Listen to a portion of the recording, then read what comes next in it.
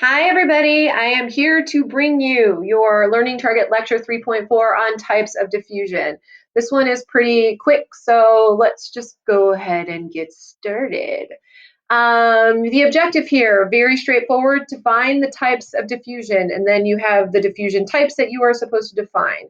One thing that I want to point out, it's a shorter lecture, and I haven't really mentioned this before, but you may have already picked up on this, but many of the learning targets include your task verbs. In fact, there are no other task verbs associated with the learning targets except for the 5 that you guys are responsible for.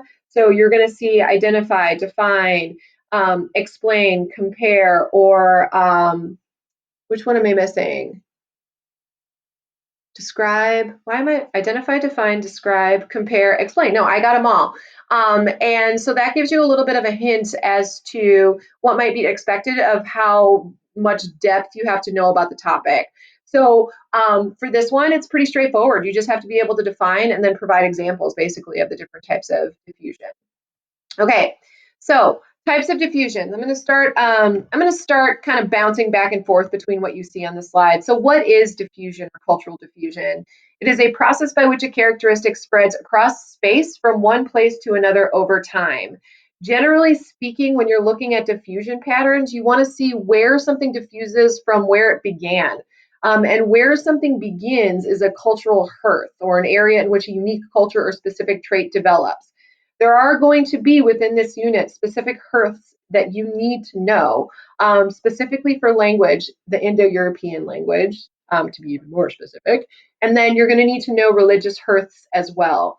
But in general, oh, actually, now that I think about it, when we did the Learning Target Lecture 3.1, I talked to you about indigenous or local cultures versus pop culture.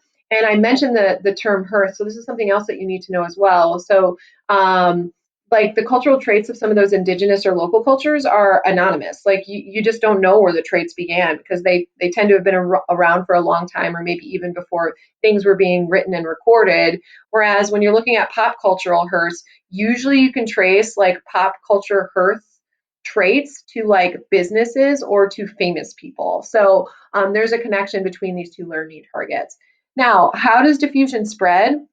From person to person or from place to place. And what spreads? Ideas, beliefs, goods, traits, customs, people, or other aspects of culture. So if it's culturally related, it's potentially spreading somewhere. There are 2 basic like umbrella topics for the types of diffusion. The first is relocation. It's all in of itself. And then expansion diffusion includes hierarchical diffusion, contagious, and stimulus diffusion. And I'm going to define those in the next couple slides. Well, I'm going to define all 4 of these in the next couple slides. So first is relocation diffusion, and just a hint, relocation diffusion requires movement of some kind. So the definition is the spread of a cultural trait by people who are migrating and carrying their cultural traits with them, okay? So like that's not how all things diffuse, and you're gonna see that on the next couple slides with some other examples I'm gonna give you, but this concept of diffusion requires that a person moves and takes their cultural traits with them. In this case, it's the hat. I know that's fancy graphic, and you guys are all floored by how awesome I am to have created it. Yep, I know. Pause for applause. Okay. Now, let's talk about the difference between contagious and hierarchical diffusion. These are your expansion diffusions, but it's not necessary that you like remember that it's contagious expansion diffusion. Just know it by its name. So contagious diffusion, here's a pictorial representation of contagious diffusion. The green in both of these is actually the hearth. So when we're talking about contagious diffusion, this occurs when a cultural trait spreads continuously outward from its hearth through just contact amongst people. And maybe the best example of contagious diffusion is what happens on social media sometimes. These like things that suddenly start trending would be contagious diffusion. It could be like stupid, like that Tide Pod challenge that was wildly popular several years ago before, teenagers started getting violently ill from eating poison. Or it could be like, a TikTok video or something that everybody knows or whatever. The key to understanding this is that it doesn't matter if you're rich or poor. It doesn't matter where you live, East Coast, West Coast, center of the United States. We're just using the US as an example. everybody is sort of impacted in the same way. I like to remember this in terms of diseases sometimes. Like diseases don't care who you are, a virus doesn't care who you are. If you get near it, you're going to be impacted by it. And though viruses are not examples of contagious diffusion, when we're talking about culture, we're talking about cultural traits, it still helps me remember, right? Hierarchical diffusion is a little bit different. Notice how it doesn't impact everybody equally. And so the exact definition is what you see on the screen there. It's the spread of culture outward from the most interconnected places or from the centers of wealth and importance. And then it will eventually work its way down the social ladder. So fashion is a really great example of this. And there's, globally speaking, Paris, Milan, and New York are sort of the hearths of global fashion. So let's take New York for an example. After Fashion Week, none of us in this room, I'm going to assume, can afford anything that comes off of the runways of Fashion Week, right? We have to kind of wait a little bit.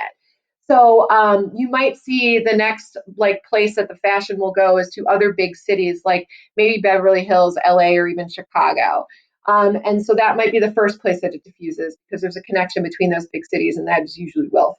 And then maybe it trickles down even further into like high-end department stores that are located in more places like a Neiman Marcus or a Nordstrom. And then maybe eventually from there it goes to like more mainstream like J.C. Penney's and whatever. The fashion, of course, shifts and changes and becomes less expensive. These knockoff brands become more readily available to people like me who shop at Target. And so that's essentially what hierarchical diffusion is. So it doesn't impact everybody equally. There's sort of a pattern in where the cultural trait is diffusing from. And then there's this concept of reverse hierarchical diffusion, which is the diffusion of a cultural trait from lower class to a higher class. One example is tattoos. Like it used to be way back when, if you got a tattoo, you're kind of considered trashy, particularly if you were a woman. And now it's like they're super on trend. In terms of businesses, Walmart actually started in rural Arkansas to now being located in every major city in the world, not in the world, in the United States. Although, well, I don't want to give everything away in this class too soon, so I'll just stop there.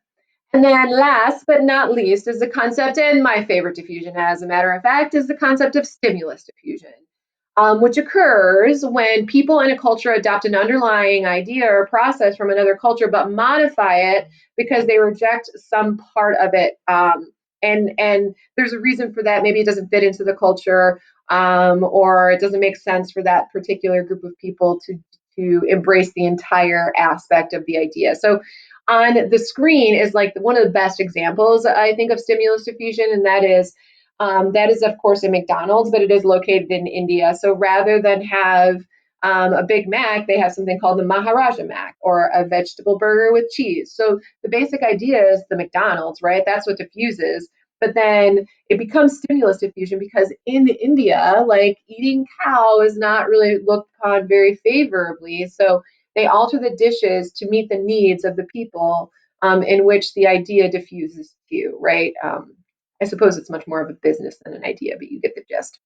Okay, so for the next part, I'm not really going to talk. I'm just going to kind of pause. So now you have like a little quiz to complete, right? So you're going to take a multiple choice quiz, and you can kind of pause and take a look and read the slide and then answer the multiple choice question in the Edpuzzle. So let me make sure that I'm not in the way. All right, so this is question number 1.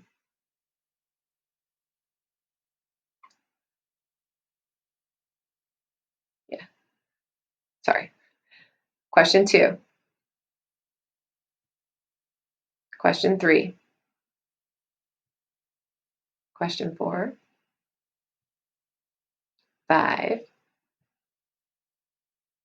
6. 7.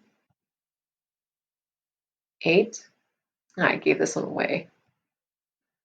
9. 10. And you're done.